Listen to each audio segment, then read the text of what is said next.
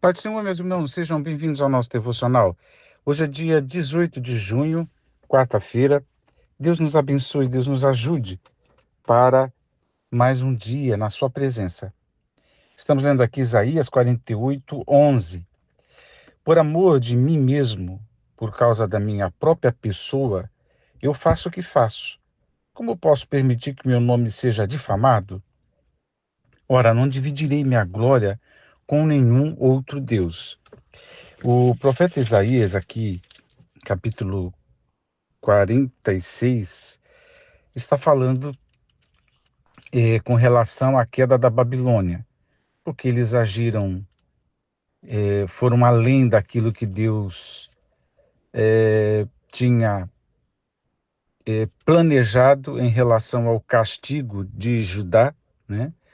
Deus levantou a Babilônia lá atrás para que punisse e levasse o povo para o seu exílio de 70 anos. Mas eles exageraram na dose, como falamos hoje. Ultrapassaram um limite da qual Deus não admitiu. E Deus pune e acaba com a Babilônia não só por causa disso, mas também porque eles eram mergulhados na idolatria. Eles tinham o costume de astrologia e eram cheios de mandingas, cheios de feitiçarias, essas coisas. Coisas das quais Deus não se agrada, e Deus disse que puniria a Babilônia como de fato fez. E é impressionante aqui em Isaías, como também no livro de Daniel e outros livros proféticos, esta soberania de Deus que censura, que pune, que elogia, que levanta reinos e derruba reinos, que levanta monarcas e também tem o mesmo poder para derrubá-los. E Deus tem toda essa soberania. No entanto, o pecado do homem, a idolatria, é talvez não, com certeza é o pecado que fere essa soberania de Deus sobre tudo, né? Porque se, se não, porque Deus é soberano e, como eu disse, escreve a história da humanidade, né? Pelo menos na interface com Israel, a gente vê isso aí.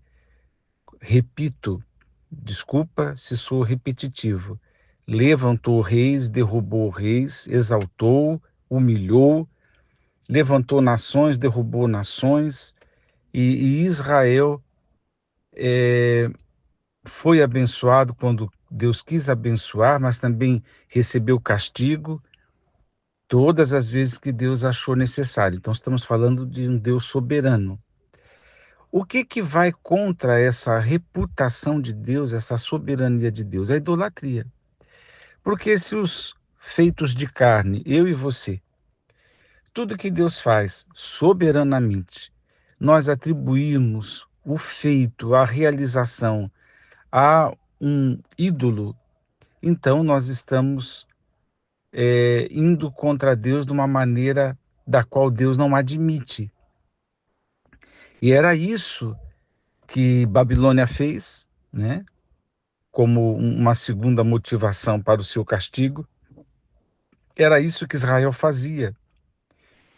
Pasmem, o povo da aliança, aqueles com quem Deus tratou em detalhes e fez grandes e poderosos feitos para Israel. Eles se curvavam, né, para a idolatria e logo começavam a dizer quem nos tirou do Egito foi, sei lá quem, né? Por isso que Deus não admite, né? E aí parece apenas uma coisa de eu falo isso com todo respeito, só estou ponderando para chegar no lugar que a Bíblia está falando. Parece uma coisa de uma vaidade pessoal. Ah, ninguém vai pegar a minha glória, ninguém vai ficar com a minha reputação. ninguém vai levar o crédito pelo que eu fiz, né? Ninguém vai sair na foto, né? E vai me esconder, vai me deixar em segundo plano. Não parece uma fala, assim, de alguém não humilde? Não aparenta isso? No entanto, não é disso que se trata. Porque se nós, isso aqui é pura misericórdia de Deus, se nós, seres humanos, ficarmos obscurecidos nas trevas, embolotado com as idolatrias, e não conseguirmos mais santificar o nome do Senhor, né? Assim como Jesus orou, Pai, santificado seja o teu nome. Se nós não conseguimos santificar o nome do Senhor, atribuir a Ele os atos da criação e tudo mais, o que que acontece conosco? Estamos mortos nos nossos pecados, é fato, como disse o apóstolo Paulo, e nunca vamos conhecer a verdadeira vida, a verdadeira, a única glória que existe, o único Deus que existe. Eu quero dizer, amados, que Deus sabe que a melhor coisa que um ser humano possa ter é a companhia, a amizade, né?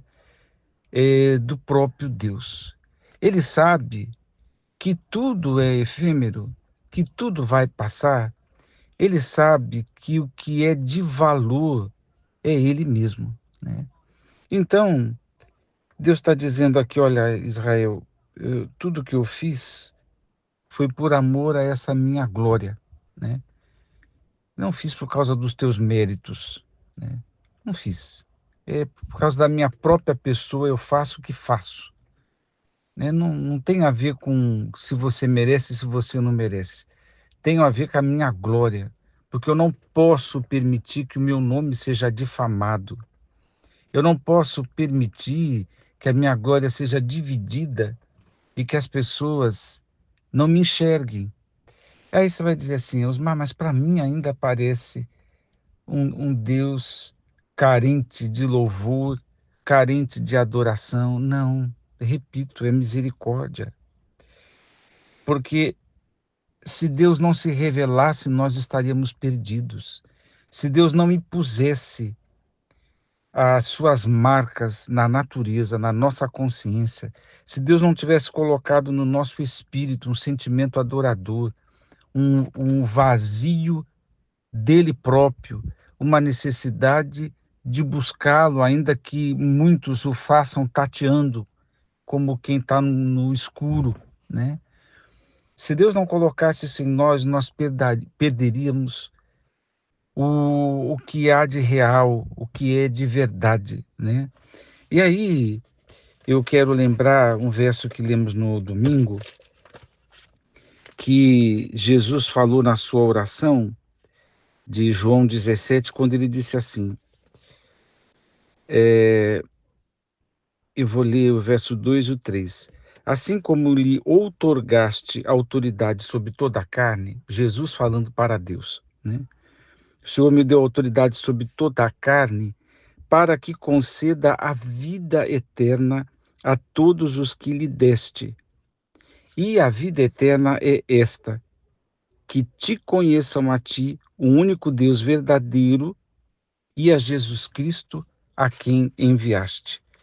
Jesus Cristo está orando e o monoteísmo está aqui na boca de Jesus. Conheçam a ti como único, né? Único e verdadeiro Deus. Jesus está indo contra a idolatria, né? E com os ídolos pagãos, né? Os deuses com D minúsculo, aqueles que não existem.